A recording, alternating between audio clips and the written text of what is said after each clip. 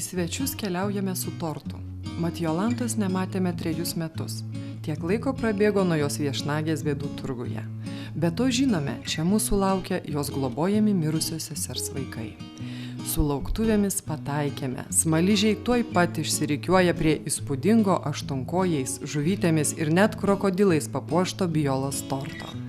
Delsti nevalia, reikia ragauti. Kol mažieji mėgausis saldžių gyvenimu, mes grįžkime į 2008 žiemą. Jolanta, jūs iš tiesų tai neplanavot pasiimti visų 6 vaikų? Ne. Jūs apskritai jų neplanavot pasiimti? Ne, čia prasidėjo viskas nuo tėvų Stanislovo. Čia Aistė, kada pasiėmiau pirmą kartą. Nes mano tėvukas kai mirė ir priėjau prie tėvų Stanislovo, paprašiau, kad pakrikštyt. Ir jis sako, jeigu tu krikštysi, tai aš pakrikštysiu ir taip jis man ranką uždėjo, Aistė kaip krikštėjo ir sako, bet tu atsimink, jis žinojo tą šeimą. Jeigu mergaitė tas kas nors atsitiks, tai tu turėsi auginti. Aš galvoju, ai, kad tu čia šnekiai, iš tikrųjų tokius mintis buvo, bet kai paskui pasimėjau Aistę, aš tada tik suvokiau, kad iš tikrųjų pasilgiau tai, kaip ir buvo kalbėtas tėvų Stanislovu. Jolanta, o kaip atsitiko, kad jūs viena iš visos šeimos sugebėjote išvengti alkoholio pinklių? Gal dėl to, kad visada toj šeimoje, jeigu kas atsitikdavo arba darbus dirbti, visada turėdavau aš, nes brolis buvo vyresnis, aš po broliu.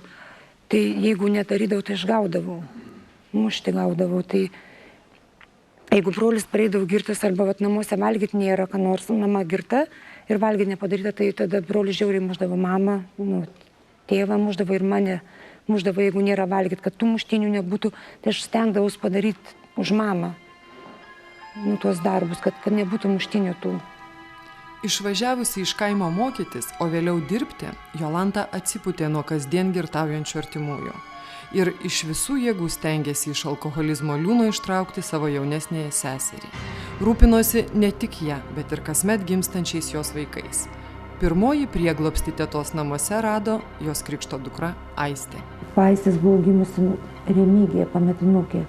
Ir teismo aš turiu nuosprendį parašyti, kad jie buvo girti, ir ta Remygija verkė ir per daug davė dimidrolio vaistų ir mirė ta mergaitė 5 mėnesių. Ir po to sėdo į kalėjimą jinai. Ir kai sėdo į kalėjimą, tada aš Aistė. Iš pradžių dar gyveno su baba ir su tėvu, bet ten paskambino man kaimynė viena. Tai jinai sako, Jėzus vaikeli, važiuok, tu pasimk. Sako, stovi Murzina Purnašuva, laižo ant kelių, sako, važiuoja traktorius ar suvėžins ar ką, o jinai sena buvo, ta kaiminė sunkiai vaikščiojo. Sako, arba mes skambisim socialiniam, tai aš, buvo sekmadienis, aš prisimenu labai puikiai tą dieną, nes aš dirbau darbė Telekome. Ir pirmadienį ryte anksti aš surandu mašiną, mes dar mašinas neturėjom, ir aš nuvažiuoju tą Aistę pasimti, iš tikrųjų baisi, Murzina visa purvina ir iš vis. Ir tos nuotraukytis, kokia jin atrodė. Ir bet atsirado Aistė, bet irgi ligų krūva. Kai eilinį kartą Jolanta aplankė seserį, mažasis Lukas tvirtai įsikibo į ranką ir paprašė, nepalik manęs čia. Ir ji nepaliko.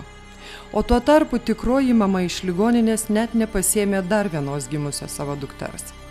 Nereikia ilgai spėlioti, kas ją parsivežė. Žinoma, Jolanta. Ir visiems 3 jos globojamiems vaikams užteko meilės, duonos ir šilumos. Dar 3 mažiausieji laikinai gyveno su savo mama. Juos Jolanta lankydavo vos ne kasdien. Paprašydavau mašiną, nuvežkit ten netoli, bet man reikia vaikus žiūrėti ir dirbti. Pavežkit, nuveždžiuoju ten pro kitą kampą, įlendu, geria butelius, ten išmėtau, visokių tokių situacijų būdavo. Kur sesuo jau tam mieste gyveno, kiek aš ten iš tikrųjų tai vaikų apsaugai nesakydavau, nuslėpdavau ir tos vaikus buvau paėmus pati, kad tik netimtų ir prižadėdavo jinai. Bet tai vėl ir vieną kartą netgi puolė mane smaugti ir puolė muštis, peilį griebė mane pačią netgi. Bet mes abi jau ten simžymėjau, man irgi nebeišlaikė nervai. Ir valgyti pirkdavau, į savaitę po vieną kartą ten žmonės gali paliudyti tam kaime, į savaitę po vieną kartą važiuodavau su Aistė, važiuodavom, valgyti pirkdavom, po to mamos pensija buvo parsivedus į Kėdainius, paimdavau tą pensiją, tai dalimo, nuveš maistui. Tačiau nei maistas, nei vaikai, nei pats gyvenimas sesei jau nelabai rūpėjo. Ir štai vieną dieną Jolanta sulaukė lemtingo skambučio. paskambino man socialinė darbuotoja ir sako, būkit gerai, paimkit vaikus, jūs sesuo komos būsenų. Ir svarbiausia, buvo trečiadienis, aš pas ją buvau, nuvežiau valgyti, o trečiadienį vakare įvyko viskas. Tai man toks, man nerealu kažkaip. Buvau pas ją ir man tas jausmas, aš jai tašę padaviau, jinai nesiprausdavo ir man biškai, kažkaip, žinot, ir aš taip rankom, taip prisiliečiau, bet man toks jausmas iki širdies, galvoju, kas čia, bet galbūt ir taip einu ranką kratydamas, kad kažko, netiek, nenoriu aš pažemti sunkiausiam savo užnekėti, bet toks jausmas, aš paskui galvoju, gal čia kaip ir atsisveikinimas toks buvo, nes niekada taip nebūdavo. Ir aš taip dar pasivaliau tą ranką ir mes greitai mašiną išvažiuoti. Ir dar komos būsime ir aš paėmiau tuos vaikus ir sakau, pakely, Lauriną nuvežėm į ligoninę, nes matėm, kad jisai jau serga. Ir dar gydytoja, primamajam Kėdainių sako, o tuos du neduosit. Aš sakau, kad jie, kiek su mum buvo tą dieną, tai lipinės sergantis. Bet aš nebuvau milikelnį numovus ir aš kaip numovė, aš įsigandau žaizdus. Ir aš nežinojau, ko tepti, taip silų balzamų tepiau, kad nesikrapštytų. Ir tada tik ant rytojus mes nuvežėm į ligoninę. Ir paskui Panevėžy gulėjo mažakraujystės visiems. Sesuo mirė. Vaikai liko su Jolanta. Kaip paukščiukai, alkani ir išgąsdinti. O ir pati Jolanta nebežinojo, kur pulti. Vienas po kito jie keliaudavo ligoninėn, naktimis verkdavo. Mažame tuometinio draugo Viktoro butelyje buvo neįmanoma visiems sutilpti. Tada pagelbėjo Kėdainių rajono savivaldybė ir skyrė namus. Tiesa, kad jie taptų tokie, kokie yra šiandien, teko nemažai patriūsti. Čia, kai buvo mokykla, čia visur tos lempus ir, žinot, kaip mokykla. Jis nebuvo pritaikyta, kad čia gyventi, taip pat ir elektrą vedėmis, ir lubą šildėm, ir grindis. Jeigu mokykla čia buvo ta prasme tvarkinga, bet gyventi tokioj, tam name tai nebūtų įmanoma, nes, negražu. Kaip jūs viską sugebėjot, suspėjot, mokėjot? Pradžioje tai kaip ir žmonės. Tai vieną kaimyną pasisamdžiau, kitą, žinot, nes vieną pasisamdžiau kaimyną ir paprašiau išgręžti karnyzus. Jis man ten gręžė ir aš įdėjau tos karnyzus. Mes kartu ir nukrytot. Biškai supikau, skautų, man parodė, ką čia reikia spaust, ką čia daryti. Jis man parodė ir pati, susidėjau. Kai jūs atvažiavote, jūs juk neatsivežėte nei vištos, nei ožkos. Nieko. O dabar ką dabar turit, papasakokit.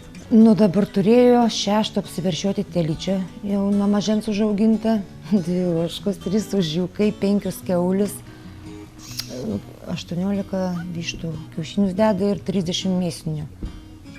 Taip pat, bet dabar irgi etapais auginsiu mėsinius, nes antras minuoina, nes praeitais metais, atrodo, 150 turėjau iš karto, tai eina savo.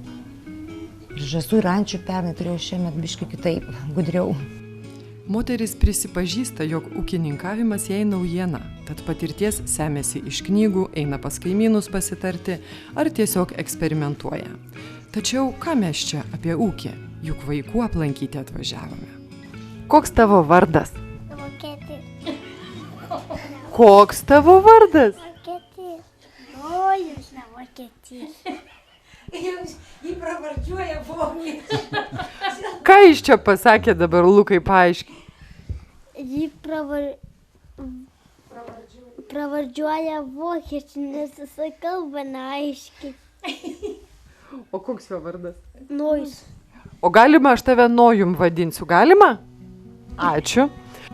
Linksmasis Nojus dabar svečias šiuose namuose. Prieš metus jis apsigyveno pas savo tėtį, tačiau visi vaikai jo labai pasiilgsta, o ir jam čia smagu. Nojau, tau patinka čia atvažiuoti į svečius? Ja. O kas čia tau labiausiai patinka?